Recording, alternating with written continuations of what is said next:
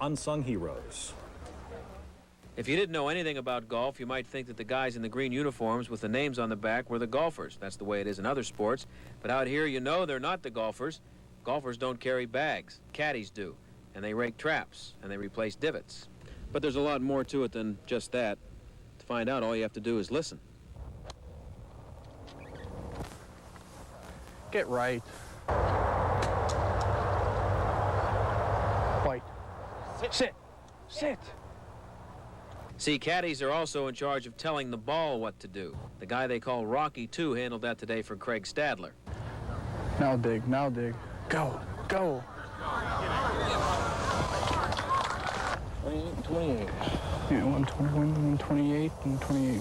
Another part of the job, since Rocky is an Oakmont caddy, is to give advice. Rocky gave it, but Stadler didn't seem to be paying much attention. No, not really. I think if anything, maybe it'll work a little harder. My guy usually does all the yards, all the work, and I did most of it myself these 2 days, so it's kind of nice to do that again. He really didn't ask for anything. Yeah. You know, I didn't know what to expect. When I caddied for Payne Stewart, it was a different thing. It was everything. It was yardage, putts, club length, everything. And this was a little different. It was more, you know, if he asked, that was about it. Craig Stadler might tell you that he did okay, missing first place by 1 stroke, and Rocky will tell you that he could have prevented the playoff. I know enough of the course and the places to do it, you know, the things that he needed to know, but he didn't ask. And the one bogey he did make on 16 was local knowledge, and he didn't ask because everybody here knows that anything on 16 breaks towards the river, and he played it on that side and it broke away. So. And he bogeyed? Yeah, and that's the one hole he bogeyed. Rocky will get his check in the mail next week. He'll probably always think it could have been bigger if Craig Stadler had spent more time talking to his caddy and less time talking to himself. Stacy?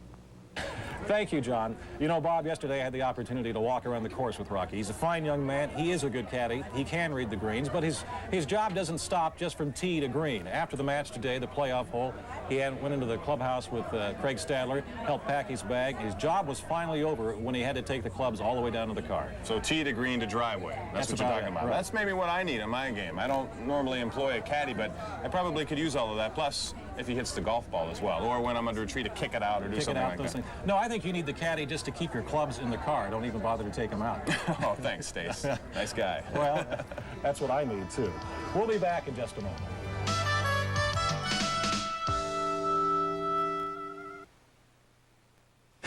Just a quick look at the top finishers in the 1988 Family House Invitational. Nick Price, of course, with that magnificent birdie on number 10, wins in sudden death over Chip Beck and Craig Stadler. Steve Pate finished in 4th place at even par. Then it's Mike Nicolette and Bob Twade tied for 5th at 1 over. Paul Azinger and Fred Couples at 2 over par.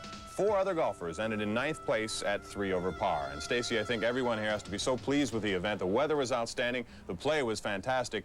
And there was even a trend taking place here. 2 years ago, you might remember, Paul Azinger won the event. The subsequent year, he went on and had an outstanding year money-wise. Last year, Steve Pate did the same thing. And this year, Steve Pate, I tell you, was on the top of the money list. So Nick Price looks like he might enjoy a very successful 1989. You know, of course, he's still got the British Open to go. Which he might win the way he's playing. The way he played Oakmont today and yesterday, he just could do that. You know, it has been some great golf in the past couple of days, but it's also been a great event for Family House. It's estimated that 10,000 people showed up for the 2-day event, which is a sellout, which means thousands of dollars was raised for the Family House program. We also, though, at this time want to thank the great people here at the Oakmont Country Club. They put on a fantastic event. Also, a big thank you to the people at Family House for helping us out. Well, that wraps up our coverage of the 1988 Family House Invitational Golf Tournament. We hope you enjoyed it. Thank you for joining us, and good night. Good night.